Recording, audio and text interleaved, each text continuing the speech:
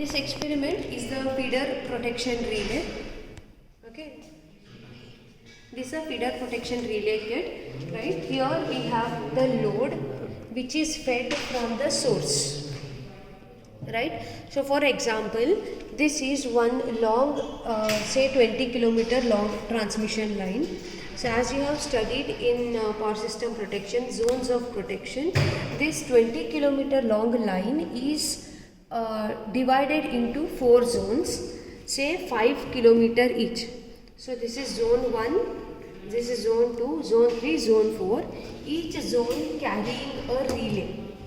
So this relay is responsible, this relay, zone 1 relay is responsible for whatever fault occurs in this zone. Zone 2 is responsible for whatever fault occurring in zone 2. This relay is answering for the faults occurring in zone 3. This relay is answering for the fault occurring in zone 4. Okay, here you can see you have the fault simulator. Okay, here you can simulate the fault either line to line or line to ground.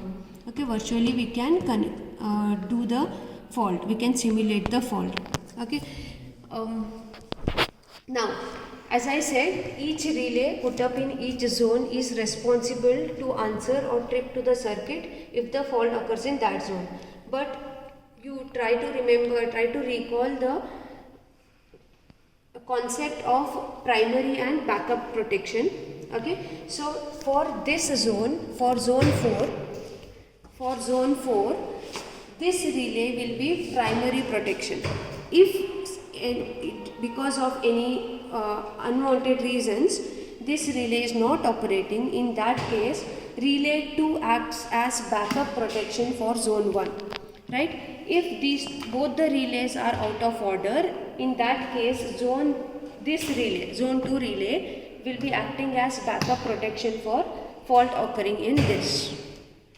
Okay, so basically for this zone, this is a primary protection and these are my backup protection. For this zone, this is primary protection, these are backup protection, and this is not at all related to this relay. For example, if fault occurs in zone 3, either this relay has to answer or this relay has to answer or this relay has to answer. This relay will not respond to faults occurring here. Right, now the whole kit is programmed. Right, this is a microcontroller based, so we have done the programming. Right, in microcontroller based relay, basic what we have seen, we can configure the relay for normal inverse, very inverse, extremely inverse characteristics and also definite time characteristics. So here we have programmed the relay for definite time characteristic, wherein if the fault occurs in any of the zone, the whole relay, right, the whole relay kit has to disconnect the load from the source within that specified or preset time. So we have configured this kit to operate for definite time 10 seconds. It means if the fault occurs in any of these 4 zones, the relay, any of the relay has to act, right, and it has to disconnect the load from the source within 10 seconds. So the configuration is done in such a way that this relay is configured to trip within 2 seconds of the fault occurrence. If this relay fails to detect the fault and trip within 2 seconds, then this relay will sense and trip within 4 seconds. If within 4 seconds this fails to operate, this relay is programmed to trip within 6 seconds. And in case this was also not in proper working condition, this is the final backup protection which will trip the circuit within 8 seconds. So the total time required to disconnect the load from the source is 10 seconds. Right? So now coming to the connections. See, this is a load, this is the source. So we have to just do the series connection. Series connection, see, it's a very simple series connection. See, just go on connecting it in series.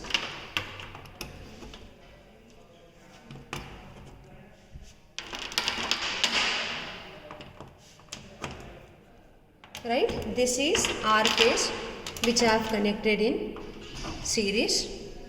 Then I will come to Y phase. I am connecting it in series.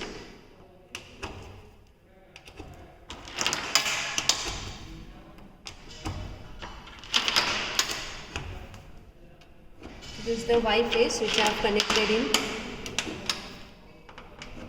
series. This is the B phase which I am connecting in series.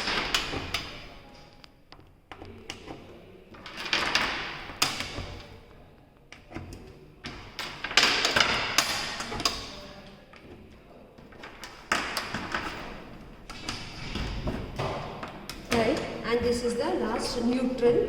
Again I am connecting in series. So connections here are quite simple.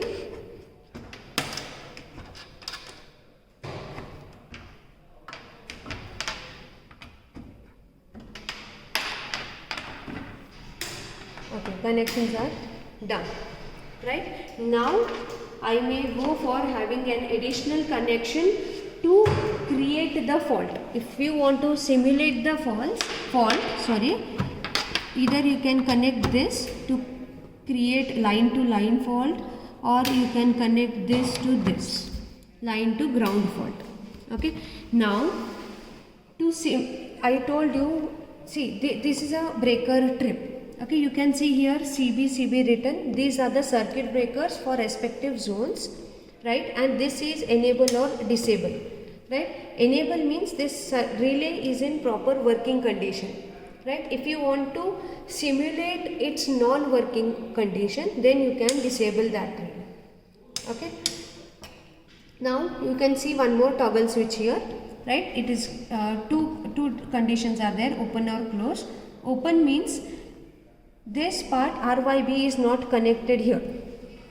So if I close, then only this switch is connected. Okay. So this is the connection, right? Now we'll see with the experiment, right? This is the total overall connection of feeder protection. Now I'll turn on the vails. Okay. If this happens, your first work is to reset the relay. Okay, see, this is a relay reset, this is a timer reset. So reset the relay. Okay, now we'll turn on the source. So we will see, I have not yet simulated the fault. Okay, we have not yet simulated the fault. Okay, now as I said, see, here there are 4 zones. Each zone is having one relay. So if this zone's relay you want to disable or enable, you can have an option. So if this zone's relay is enabled and you have created a fault here, then this relay will trip within 2 seconds, right? Then in that case, since the relay has already worked this relay, these 3 relays are not answering to the fault, right? So that case we'll see it first. So first just enable this relay, right? Once this relay is enabled, it doesn't affect if I enable or disable the other zone's relay. You can keep it enable or disable, it won't affect, right? Because this relay is in enable mode and it has already tripped, right? So now I have created line to ground fault, right? I have not yet created, I have just put the wire, I have not yet created. To create fault, I have to close this. So now what we'll do, we'll turn on the source. Okay.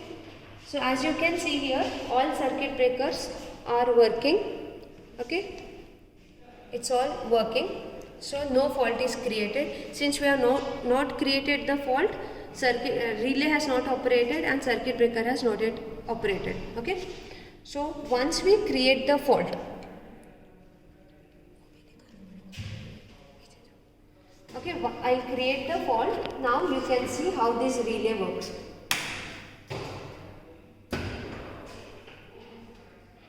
See, since I simulated fault in this zone circuit breaker has tripped. You can see that circuit breaker has tripped. This is the red line, red LED glowing. right? And this relay has operated within 2 seconds, right? And since this relay has already tripped the load from the source, these other relays are not required now. So there is no trip of these 3 relays, only this relay has operated. Okay. Now you turn off. Okay. So this was the case when this zone relay was enabled. Right. Now we will see. See, I told you if this zone's relay is out of order, right, then this would be acting as backup protection for this zone. So you have to enable this. See, if you disable this, disabling means we have simulated that this relay is out of order. Okay, this zone force relay is out of order, right? So zone 3 relay will act as backup protection for zone 4, right? For the same fault, we'll once again do that, right? Turn on the mains. Right? Since this relay had tripped last time, you can see you have to reset that. Okay, now turn on the source. Right? Remember, this we are simulating because this relay is disabled now, out of order. It means if I create fault in this zone, this relay will not answer. However, this relay will answer. Okay. So I'll create the fault. See, this is in enable, this is in disable. So I'll create the fault. Okay, see. Okay, this relay was disabled, so you cannot see any condition of the circuit breaker here, right? But since this relay was out of order, my zone 3 relay, which is backup protection for this zone, it has operated within the programmed time of 4 seconds. Right? So this same thing you have to continue to check for other zones. The last condition I'll simulate and show you one more other condition.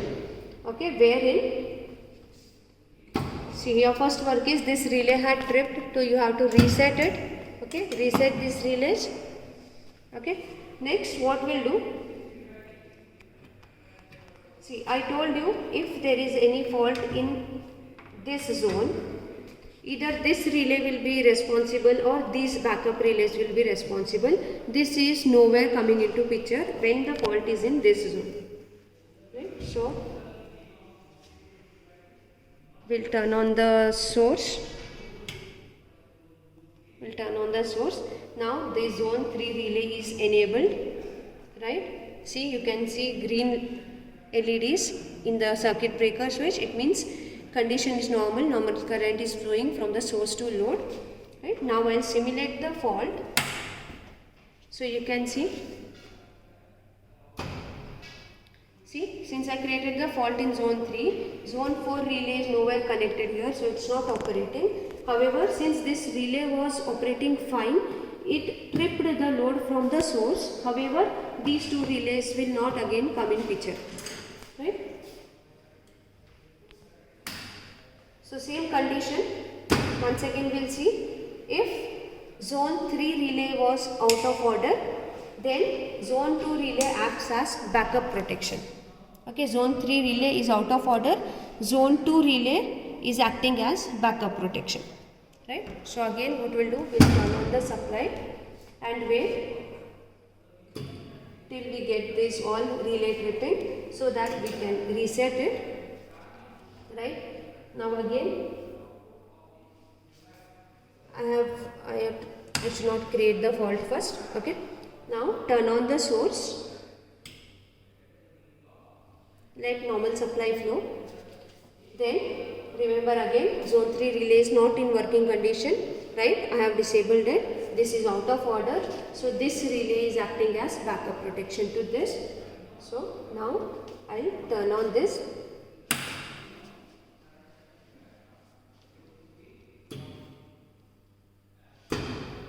Just see, right? This relay, since this relay was out of order, you cannot see the condition of circuit breaker here. See, you cannot see the condition of circuit breaker. However, since this was out of order and this relay is acting as backup protection for this, you can see the tripping of these circuit breakers at the programmed timing of 6 seconds. This relay is programmed for 2 seconds, 4 seconds, 6 seconds and 8 seconds. Total kit will disconnect the load from the source under fault conditions within definite time of 10 seconds. So this is the experiment all about.